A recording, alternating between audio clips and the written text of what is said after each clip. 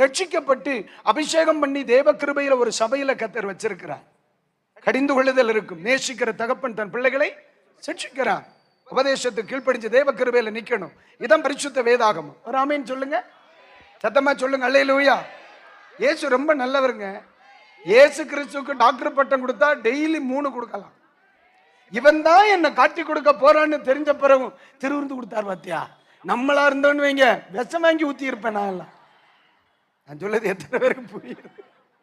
அல்லேலூயா. அவர் நம்மளை சகிக்கிறார், நம்ம ஏன் இவர்களை சகிக்க முடியாது? நான் சொல்ல புரியுதானே? ஆண்டவர் நம்மை ரட்சித்து ஒரு சபையில வைத்திருக்கிறார். ஆண்டவர் அபிஷேகம் பண்ணி ஒரு சபையில வைத்திருக்கிறார்.